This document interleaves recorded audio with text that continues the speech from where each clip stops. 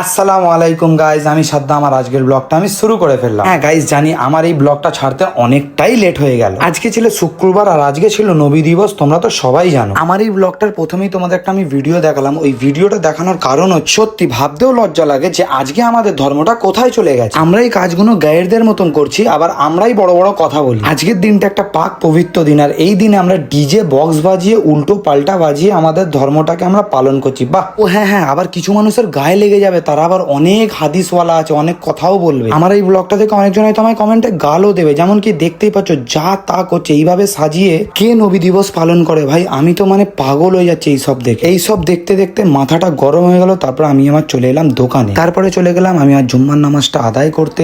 সত্যি গাইস, একটা কথা বলি, আমরা লোককে বলি এই করে ওই করে, গাইস আমরাই তো শেখাচ্ছি বাইরে বেইরে ঢোল বাজানো, উল্টো পাল্টা করা। আর যখন অন্য ধর্মের মানুষরা করে আবার আমাদেরই অবস্থা খারাপ হয়ে যায়। আমরাই বলি ওরা কেন এরম করছে, আল্লাহ পাকের খিলাফে যাবে। আর আমার নবীর নাম নিয়ে তোমরা উল্টো পাল্টা কাজ করবে, তোমাদের কি আল্লাহ ছেড়ে দেবে? তাই জন্যই তো আল্লাহ তোমাদের এত কিছু কষ্ট মুসিবতের মধ্যে রাখছে। গাইস এখনো সময় আছে শুধরে যাওয়ার, এই সব কাজ করা বন্ধ কর। নাই এগুলো ইসলামে আছে, আর ইসলাম কোনোদিন ইজাজত দিননি এই সব জিনিসগুলো করার জন্য। আর হ্যাঁ, একটা শ্রেণীর মানুষ তো কোনোদিনই বুঝবে না, ওরা তো সব কাজে উল্টো পাল্টা করে আর ওরা করতেই থাকবে। আমি তো একটা কথা বলবো, এই রোড জাম করে এই সব করা বন্ধ করো, আর আজকে থেকে নি শুধরে যাও। নামাজ পড়ো, আল্লাহর উপরে ইয়াকিন করো, কোরআন পড়ো, আর আল্লাহকে ভালোবাসো, রাসূলুল্লাহ সাল্লাল্লাহু আলাইহি সাল্লামকে ভালোবাসার চেষ্টা করো। আমি আজকে হয়ে গেছিলাম অনেক টায়ার্ড, কেন অনেক জ্যাম ছিল, রাস্তাঘাট আর হালও খারাপ হয়ে গেছিল। চলো টাটা, আসসালামু আলাইকুম। ব্লগে তোমাদের সাথে দেখা হচ্ছে, আর আল্লাহ যেন আমাকে তোমাকে আমাদের সবাইকে হারাম কাজ থেকে হেফাজত করুক, আমিন।